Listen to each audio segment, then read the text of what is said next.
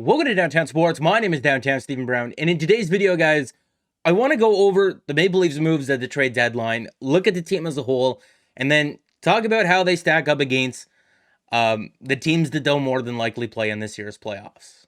So we've discussed Mark Giordano at length a couple of times over the last week or so. I want to spend a little bit more time talking about Colin Blackwell, though, the secondary piece in that deal. Sheldon Keefe in an interview saying he's a versatile guy who plays with incredible energy. Last season and this season, he scored at about a 20-goal pace. He's a guy I've liked since coaching against him in the American League in Rochester.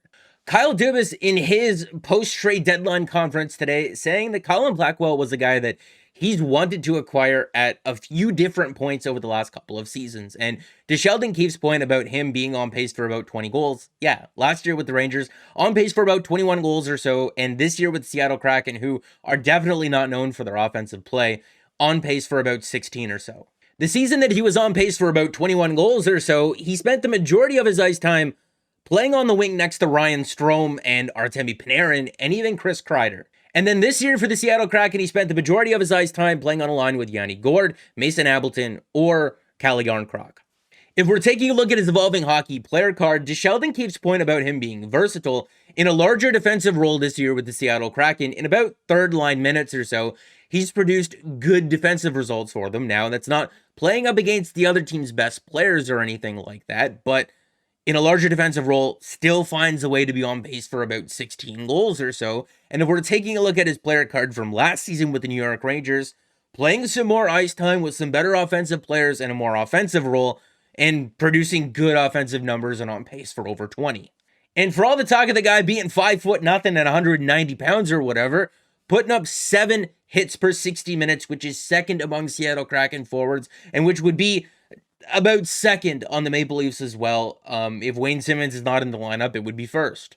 If you look at what the Calgary Flames paid for a guy like Calle Yarncroc, I'm not directly comparing the two, but they did give up a second, a third, and a seventh. And for Toronto to give up just essentially 2 seconds because they got back a third for trading away Travis Dermott for Mark Giordano and Colin Blackwell, a guy who was on pace for 21 goals last year, 16 goals this season, throws hits and plays with energy, is able to play up and down your lineup, and be an effective third member of a scoring line, which he did for the New York Rangers. Yeah, I really like that deal. We've gone over Mark Giordano in depth a couple of times now, so I'm not going to do it again in today's video, but if you wanted to check out a full in-depth breakdown, I will leave a link to yesterday's video above the screen and at the end of this one. The TLDR is that he's old, but he's still an effective top 4 defenseman. Where Mark Giordano is going to improve the Maple Leafs the most is defending their own blue line. They've allowed a lot of scoring chances off the rush this year, and Mark Giordano is very, very good at limiting those. And he's also been very effective on the Seattle Kraken penalty kill, as well as being able to get the puck out of his own zone with possession. Don't read too much into the lines that I have up on the screen right now. I mainly want to talk about the blue line right now. When everyone is healthy, if Morgan Rielly and Ilya Lyubushkin are able to find some chemistry like we've been saying the last little while and have some success together, then that frees up TJ Brodie to be a problem solver elsewhere in their lineup.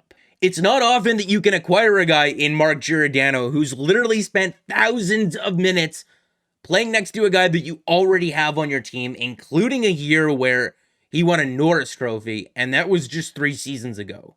Up on the screen right now is Mark Giordano's evolving hockey player card from just last year with the Calgary Flames. I have a hard time believing that he's fallen off that much offensively from one year to the next.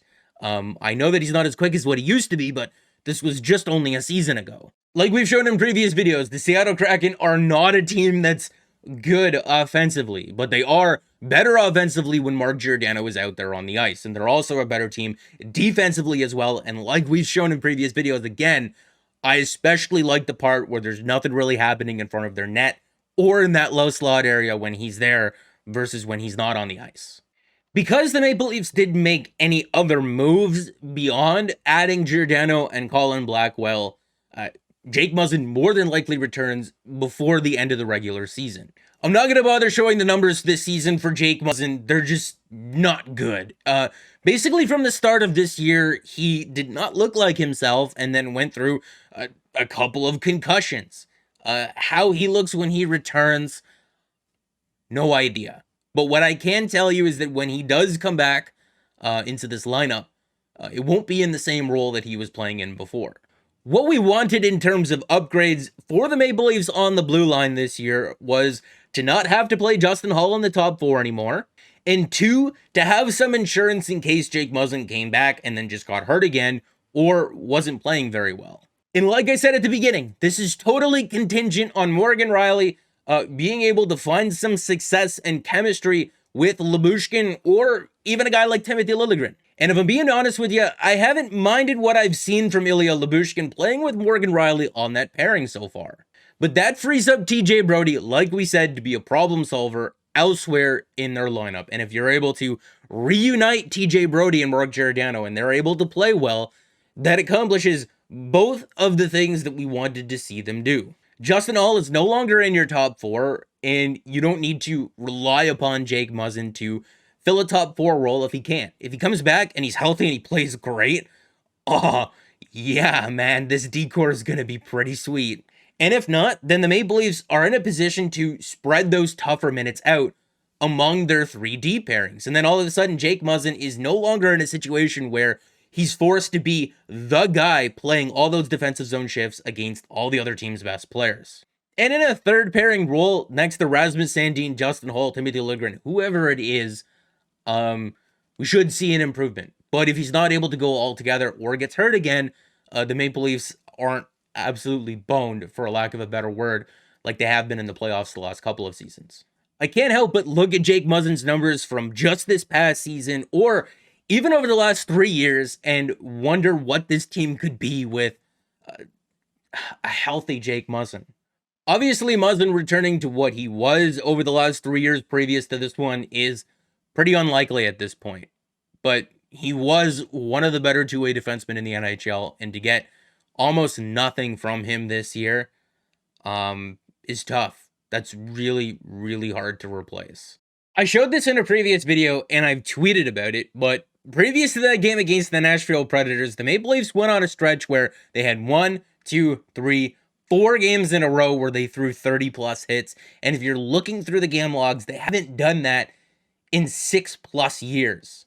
Over the last couple of weeks or so, this team has gotten really chippy, and they've shown a willingness to stick up for themselves, which is what a lot of people were just begging them to do over the last couple of seasons. They add Lyubushkin, they add Blackwell. Austin Matthews has been playing real angry the last little while, and it's been contagious all throughout the lineup.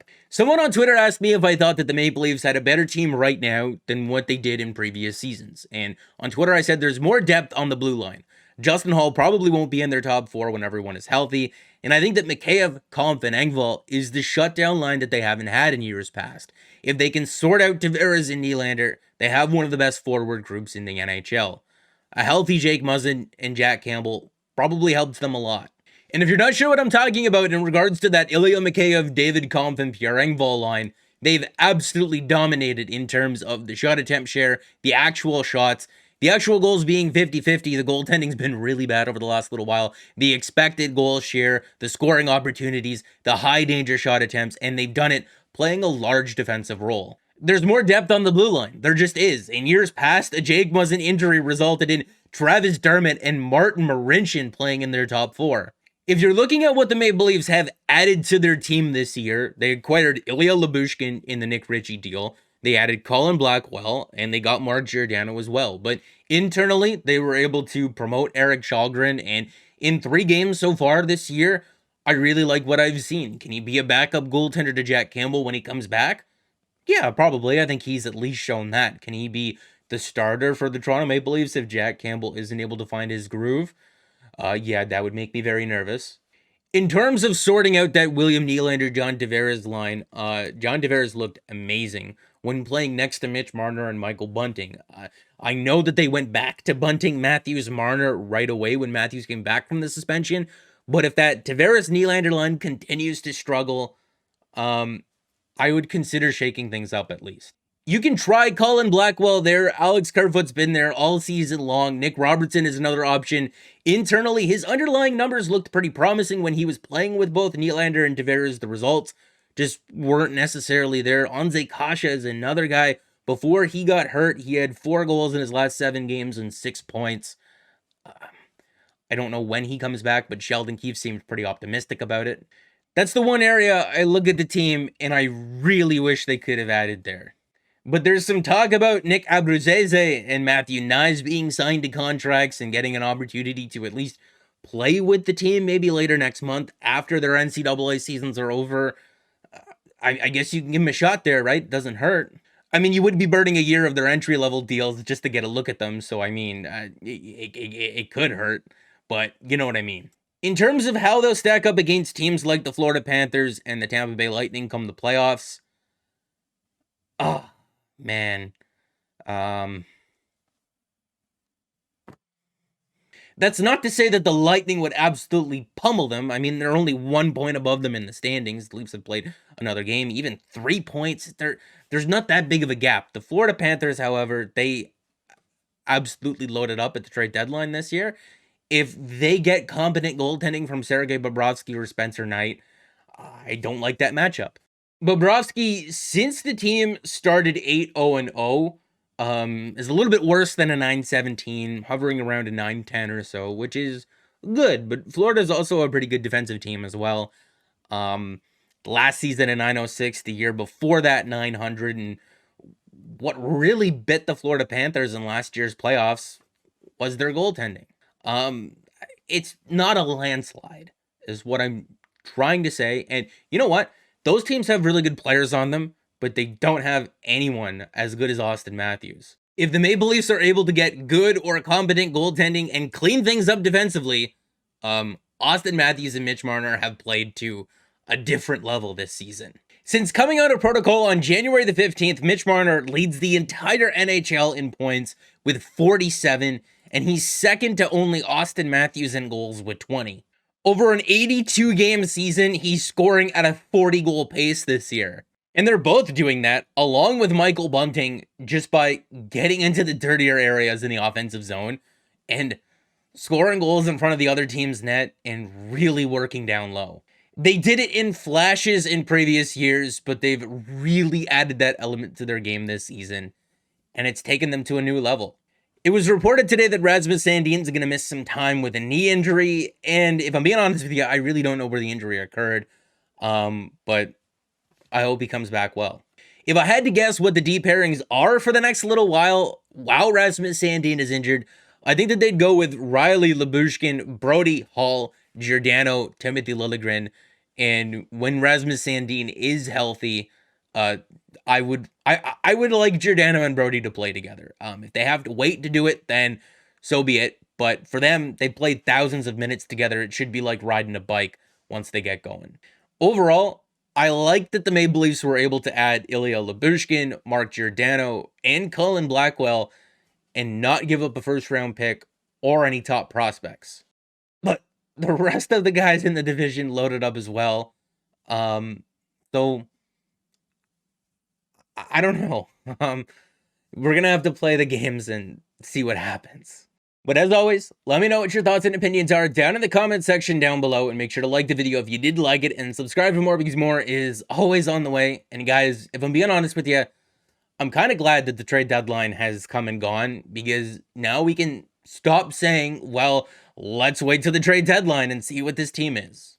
No, the team is what it is. So let's see what they got.